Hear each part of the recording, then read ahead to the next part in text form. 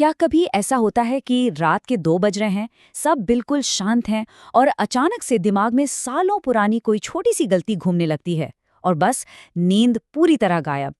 पता है, इसमें चिंता की कोई बात नहीं है। आज के इस विश्लेषण में हम दिमाग के इस ओवरथिंकिंग वाले खेल को ही समझने वाले हैं।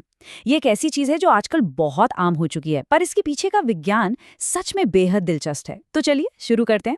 चलिए इसमें थोड़ा डिटेल में चलते हैं। रोजमर्रा की जिंदगी में ऐसे किस्से बहुत होते हैं। एक उदाहरण देखते हैं। किसी का एक सिंपल सा टेक्स्ट मैसेज आया, लिखा है आई विल सी यू, यानी मैं मिलूंगा। पर दिमाग उसको पढ़कर पता है क्या सोचता है? कहीं वो गुस्से में तो नहीं है, या फिर उसने धमकी दी है कि मैं तुझे देख लूंगा। ऐसे आम सिनारियोज के पीछे कोई बुरी आदत नहीं है, बल्कि हमारे दिमाग की एक छुपी हुई न्यूरोमशीनरी काम करती है। इसे समझना सच में बहुत जरूरी है। अगर इसको बिल्कुल सरल भाषा में समझा जाए तो हमारे दिमाग के 2 मेन मोड होते हैं। पहला है TPN, यानी टास्क पॉजिटिव नेटवर्क। इसे हम गेट थिंग्स डन मोड भी कह सकते हैं। जब हम किसी काम पर फोकस करते हैं ना, तब ये हिस्सा चालू होता है। और दूसरा है DMN, यानी डिफॉल्ट मोड नेटवर्क। ये हमारा day dream and worry mode है। खाली बैठना, पुरानी बातें सोचना या दिन में सपने देखना, ये सब DMN का ही काम है। और ये चीज बहुत ही शानदार तरीके से दिखाती है कि हमारा दिमाग एक पार्क वाले सीसॉ या झूले की तरह काम करता है। रूल बिल्कुल सिंपल है। जब सीसॉ का एक हिस्सा ऊपर जाता है तो दूसरे को नीचे आना ही पड़ता है। सेम यही नियम TPN और DMN पर लागू होता है। अगर हमारा फोकस ऊपर है तो डे ड्रीमिंग वाला DMN ऑटोमेटिकली नीचे होगा। पर अगर ओवर थिंकिंग करते वक्त DMN जरूरत से ज्यादा ऊपर चला गया तो बेचारे फोकस को जबरदस्ती नीचे आना ही पड़ता है। दोनों एक साथ कभी एक्टिव नहीं रह सकते। तो आखिर ये ओवरथिंकिंग की प्रॉब्लम शुरू कहाँ से होती है? ये तब शुरू होती है जब ये DMN यानी डे ड्रीमिंग वाला नेटवर्क हाइपर एक्टिव हो जाता है। अब दिमाग में जगह तो उतनी ही होती है ना।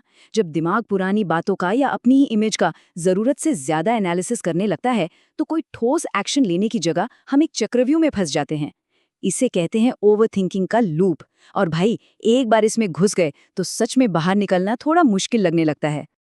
अब सवाल ये है कि ये एंडलेस ओवरथिंकिंग लूप आखिर काम कैसे करता है?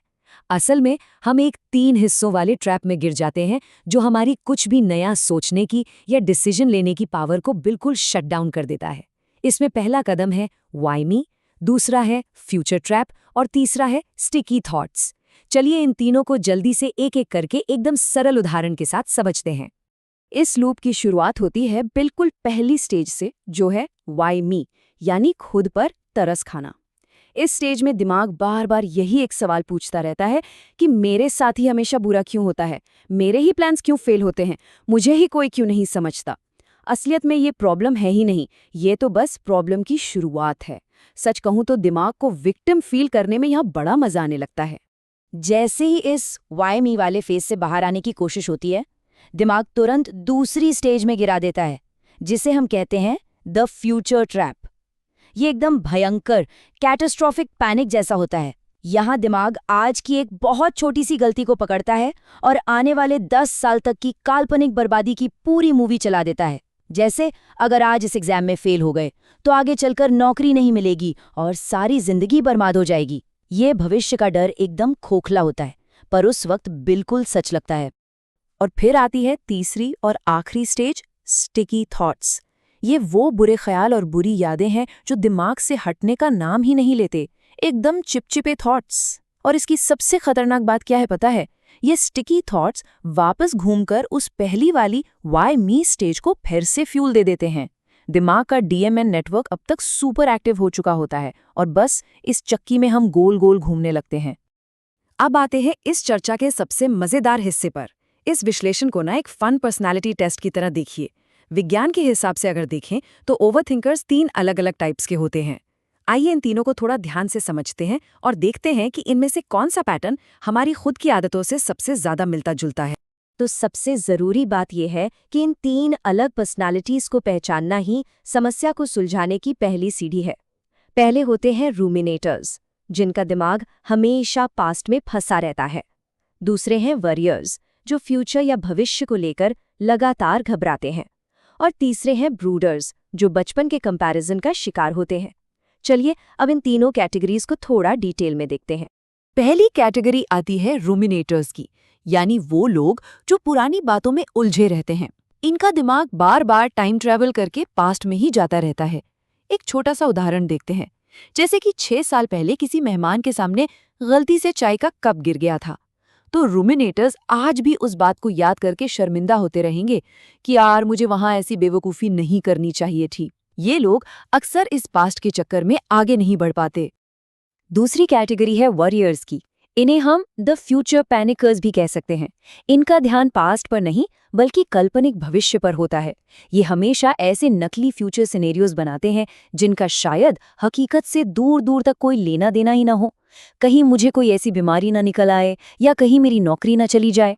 इस लगातार डर और एंजाइटी की वजह से ये अपना आज और अपना प्रेजेंट मोमेंट पूरी तरह खराब कर लेते हैं। और तीसरे नंबर पर आते हैं ब्रूडर्स। ये सच में सबसे जटिल और अलग कैटेगरी है। ये अक्सर वो लोग होते हैं जिन्हें बचपन में लगातार दूसरों से कंपेयर किया गया हो, जैसे कि देखो वो पढ़ाई में कितना आगे निकल गया और एक तुम हो कुछ नहीं करते। सबसे दिलचस्प बात यह है कि इन लोगों का आईक्यू अक्सर बहुत हाई होता है, पर बचपन के उस कंपैरिजन की वजह से इनका डीएमएन नेटवर्क इतना एक्टिव हो जाता है कि ये पैरालाइज्ड हो जाते हैं और कोई भी बड़ा डिसीजन लेने से बहुत डरते हैं।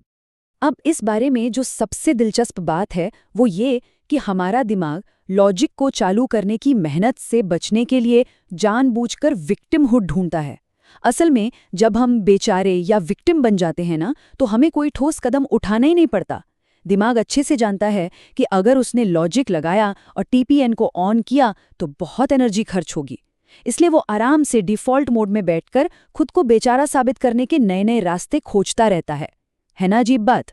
तो फिर इस लगातार घूमते हुए सीसॉ के खेल से बाहर आने का आखिर रास्ता क्या है? समाधान सरल भाषा में यही है कि सबसे पहले इस ट्रैप को पहचानना पड़ेगा। जैसे ही दिमाग में वो वाई मी वाला विचार आए, उसे वहीं तुरंत पकड़ना चाहिए। उस आगे बढ़ते हुए काल्पनिक पैनिक को रोककर अपने दिमाग को जबरदस्ती किसी काम में, किसी टास्क पर लगाना बहुत जरूरी है, क्योंकि जैसे ही फोकस बढ़ेगा, डे ड्रीमिंग और ओवरथिंकिंग वाली साइड अपने आप नीचे आ जाएगी।